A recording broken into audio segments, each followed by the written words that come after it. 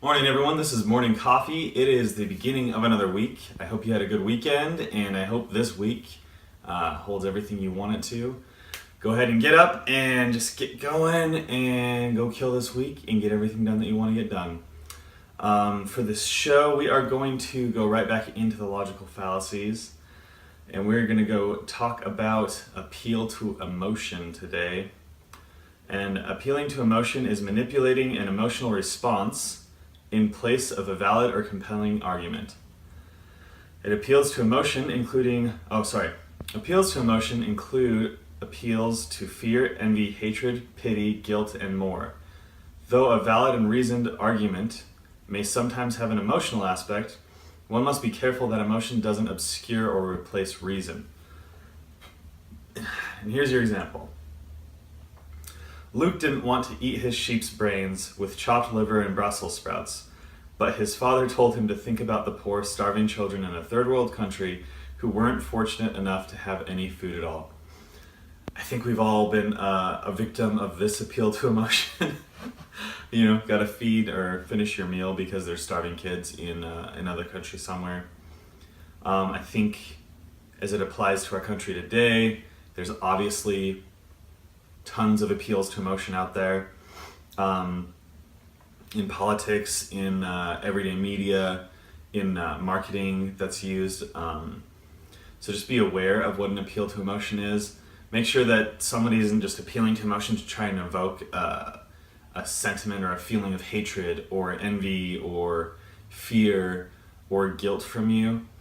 Outside of what it was saying, which is sometimes, logical, reasonable arguments and valid points do evoke emotion based on the point that's being made. But the point being made shouldn't be primarily, evoking this emotion from you. The point being made should be, here's a valid point, and if it makes you feel some way, that's okay.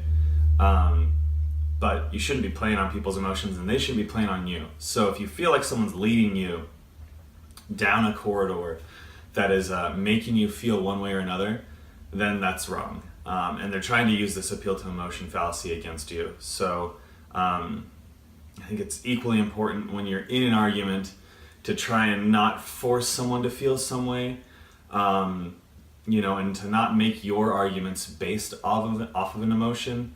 There are many times where, I can feel passionately about something, or something makes me feel angry or scared or fearful, right? Scared and fearful are the same thing, but doesn't necessarily mean it's the right thing. And it's everybody's responsibility to say, okay, I'm feeling fear right now, but is this a valid fear, right? Is this based off of a rational point or a rational idea, or is this a fear that's just an irrational fear that's based off of something that's not really true? So I guess a few points, right? One, make sure you're not falling for an appeal to emotion. Two, make sure you're making your points based off of rational motives, not appeals to emotion that are kind of being perpetuated inside you.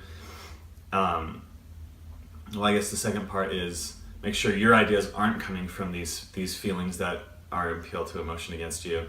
And three, make sure that your points towards other people are not geared towards making them feel a specific way, but rather trying to share a rational or a logical idea.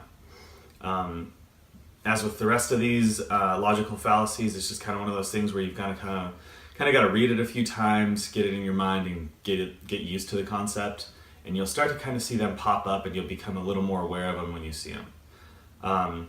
If you got any questions, go ahead and send them my way. You can comment on any of the social media platforms or send me a message, and I'll respond as soon as I can. Thanks for watching, guys, and I hope you have a good rest of your week.